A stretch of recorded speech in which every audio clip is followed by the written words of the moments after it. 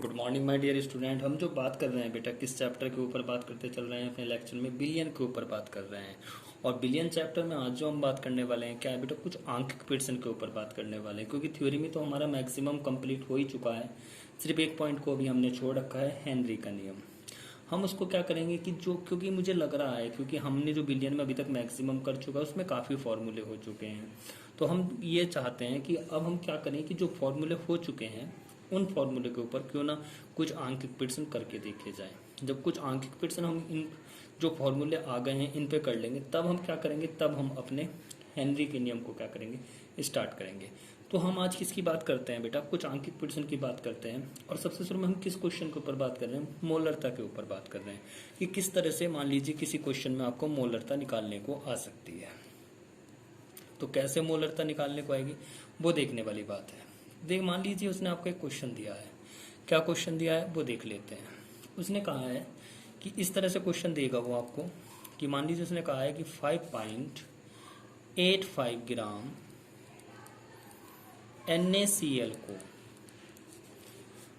200 ml billion में घोला है। 200 ml क्या करा है बेटा, बिलियन में आपको क्या करा है, घोला है, या क्या कर सकते हैं, घोला है। तो बिलियन की मोलरता क्या होगी, बिलियन की मोलरता क्या होगी, बिलियन की मोलरता क्या होगी। अब उसने बहुत इजी एक बात कही है, उसने कहा है कि NaCl को, किसमें बेटा, NaCl को घोला गया है। तो जिसको घोला जाता है वो क्या होता है, आपका विलय होता है। तो घोला किसको गया, NaCl को। तो यहाँ पे NaCl क्या हो गया, विलय हो गया। तो NaCl क्या हो गया बेटा, विलय। तो NaCl की मात्रा कितनी हो गई, 5.85 ग्राम। कितने में घोला गया है, 200 ml। तो ये आपका क्या हो गया, आयतन। तो आयतन कितना हो गया बेटा आपका, 200 ml हो गया। मोलरता, अब मोलरता क्या होती है आपको बताया है हमने पहले लेक्चर में। मोलरता बराबर क्या होता है कि विलय की मात्रा अपॉन विलय का क्या होता है बेटा, अणुभार, विलय का अणुभार, और नीचे क्या होता है बेटा, आयतन। लीटर में होता है लेकिन यहाँ ml में दिया गया है, तो आयतन ml में, और बटा क्या हो कर देते तो उसको 1000 से भाग कर देंगे। अब विलय की मात्रा कितनी दी गई है, 5.85 अपॉन विलय का अनुभार कितना होता है NaCl का, भाई कितना होता है 58.5, क्योंकि सोडियम का 23 होता है और क्लोरीन का कितना होता है 35.5। अब आयतन ml में है तो 200 बटा कितना कर लेंगे 1000। अब क्या कंडीशन जनरेट होगी कि भाई 1000 तो ऊपर पहुंच जाएगा, गुणा भाग तो आपको आती है, और यहाँ पे क्या हो जाएगा, ये इस तरह से, और ये क्या हो जाएगा 200। तो गुणा भाग आप जब करेंगे तो करने के बाद क्या आएगा बेटा, ये इससे कितनी बार जाएगा, 5 टाइम्स जाएगा। इस पॉइंट से ये पॉइंट चला जाएगा, एक जीरो कहाँ जाएगी, नीचे। तो कितना आ जाएगा बेटा, 2 टाइम्स। कितना आ जाएगा, 2 टाइम्स। तो 2 टाइम्स आ जाएगा। अब ये इससे कितना कट जाएगा, कितना कट गया बेटा, 1 टाइम्स। तो कितना आ गया आपका, 1/2 आ गया। अब इसको जब आप करेंगे तो कितना आएगा बेटा, वो आप कैलकुलेट कर सकते हैं, कितना आ जाएगा बोलो, 0.5। तो बहुत इजी है, ठीक है ना। तो बहुत आसानी से आप क्या कर सकते हैं बेटा, कैलकुलेशन इसकी कर सकते हैं। मान लीजिए उसने एक क्वेश्चन और बना के दिया है आपको कि 100 ग्राम विलायक में, 100 ग्राम विलायक में विलय का 1/10 मोल घुला है, 1/10 मोल घुला है। विलयन की मोलरता ज्ञात करो। विलयन की, अब के मोलरता नहीं पूछी है, क्या पूछा है बेटा, मोलरता ज्ञात करो। तो यहाँ पे मोल कितना दिया गया है, 1/10 मोल। तो मोलों की संख्या कितनी होगी बेटा, 1/10, ठीक है ना। और भाई विलायक की मात्रा कितनी हो गई, विलायक की मात्रा कितनी हो गई आपकी 100 ग्राम। आपसे क्या पूछा गया है, आपसे तो मोललता पूछी गई है। अब मोललता बराबर क्या होता है, मोललता बराबर विलय के मोलों की संख्या, विलय के मोलों की संख्या। और बेटा नीचे क्या आ जाएगा, ये तो ऊपर तो विलय के मोलों की संख्या, नीचे क्या आ जाएगा बेटा, विलायक की मात्रा किसमें, किलोग्राम में। लेकिन आपको यहाँ पे किसमें दी गई है, ग्राम में। तो जब ग्राम में दी जाएगी तो उसको 1000 से भाग कर देंगे। कैसे, मोलों की संख्या कितनी है 1/10, विलायक की मात्रा कितनी है 100 ग्राम, तो इसे कैसे भाग कर देंगे आप 1000 से। तो क्या हो जाएगा बेटा, बोलो भाई, 10 तो नीचे आ जाएगा, 1000 ऊपर हो जाएगा। तो 1/10 गुणा 1000 बटे कितना है नीचे 100। तो इन 3 जीरो से ये 3 जीरो, तो इसकी मोललता कितनी आ गई 1 है। कितनी आ गई बेटा 1 है। ठीक है बेटा, मान लीजिए अब किसी सवाल में क्या कहा गया है उसको देख लेते हैं। मान लीजिए उसने अब के क्या कहा है, नॉर्मलता दी है। मान लीजिए किसी क्वेश्चन में उसने आपको नॉर्मलता तो दी है और मोलरता को पूछा है, तो वहां पे कैसे कर सकते हैं।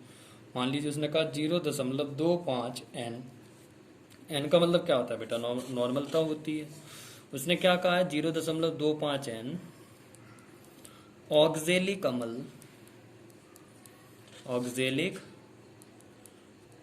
अम्ल की मोलरता ज्ञात करो। तो कितने की करो, 0.25 n ऑक्जेलिक अम्ल की मोलरता ज्ञात करो। अब इसे कैसे कर सकते हैं, देखो बहुत आसान होता है। अगर अम्ल दिया है तो क्षारकता निकालनी होती है, और क्षार दिया है तो अम्लीयता निकालनी होती है। कैसे निकालते हैं वो देखो। अब जो दिया गया है उसका फॉर्मूला देखो क्या होता है भाई, ऑक्जेलिक अम्ल क्या होता है COOH, COOH। अब ये अम्ल है, अम्ल क्या करते हैं, क्या करते हैं, अपने में से H निकालते हैं। तो ये कैसे टूट जाएगा, COO निगेटिव, COO निगेटिव, और यहाँ पे क्या हो जाएगा 2H पॉजिटिव। तो ये अम्ल कितने H निकाल सकता है अपने में से, 2H निकाल सकता है। तो इसकी क्षारकता कितनी हो गई, जो अम्ल जो H निकाल देता है उसको हम क्या कहेंगे, क्षारकता। तो कितने H निकाले 2, तो इसकी क्षारकता कितनी होगी 2। अब आपको क्या करना है, आपको मोलरता निकालनी है। तो एक संबंध होता है, क्या होता है बेटा, नॉर्मलता बराबर मोलरता, नॉर्मलता बराबर मोलरता गुणा क्षारकता। ठीक है, अब नॉर्मलता कितनी दी गई है वो देख लेते हैं। कितनी दी गई है 0.25। मोलरता आपसे पूछी गई है और क्षारकता कितनी है 2। तो मोलरता बराबर क्या हो जाएगा भाई, कि मोलरता बराबर 2 कहाँ पहुंच जाएगा, बटे में। तो ये क्या हो जाएगा आपका, मोलरता बराबर कितना आ जाएगा 0.125 n। ये क्या होगी बेटा आपकी, ये आपकी मोलरता होगी। ठीक है बेटा, अब हम किसकी बात करते हैं। मान लीजिए क्वेश्चन इस तरह से दिया है, क्या कहा है उसने आपसे, उसने कहा है कि 36 ग्राम जल और 46 ग्राम, 36 ग्राम जल और 46 ग्राम एथिल अल्कोहल। अब एथिल अल्कोहल का क्या फॉर्मूला होता था, C2H5OH के मिश्रण में दोनों का मोल प्रभाज ज्ञात करो, मोल प्रभाज ज्ञात करो।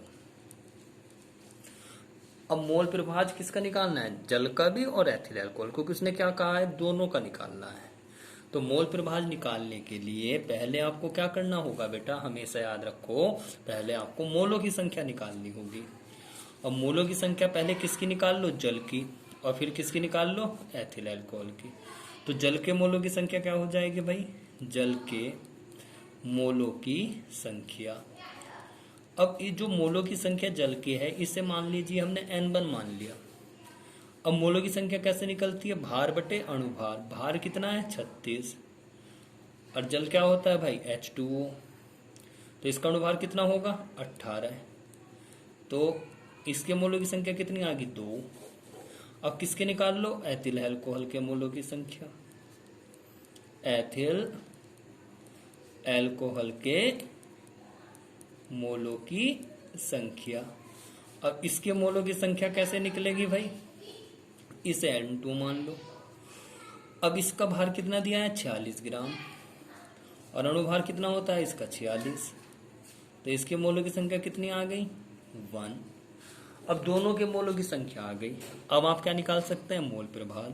पहले जल का निकाल लो। जल का मोल प्रभाज। तो जिसका मोल प्रभाज निकालते हैं उसके मोलों की संख्या को कहाँ रखते हैं बेटा? ऊपर। और नीचे कुल मोलों की संख्या। कहने मतलब क्या? N1 भी और N2 भी। तो N1 प्लस N2। तो N1 कितना है? 2। तो नीचे क्या आ जाएगा? 2 प्लस N2 कितना है? 1। तो 2/3 कितना आ गया? 2/3। तो ये कितना आ गया बेटा आपका? 0.67। जब आपने एक का निकाल लिया तो दूसरे का कैसे निकाल सकते हैं? बहुत आसान है। कैसे? एथिल अल्कोहल का मोल प्रभाज बराबर 1 माइनस, क्या कर लेंगे बेटा यहाँ पे? 1 माइनस जल का मोल प्रभाज। जल का मोल प्रभाज 1 में से घटा दो उसे। हर क्वेश्चन में ऐसे ही कर लो। कितना आया? 0.67। तो कितना बच गया बेटा? 0.33। तो ये आपका किसका आ गया? अल्कोहल का मोल प्रभाज आ गया। ठीक है बेटा।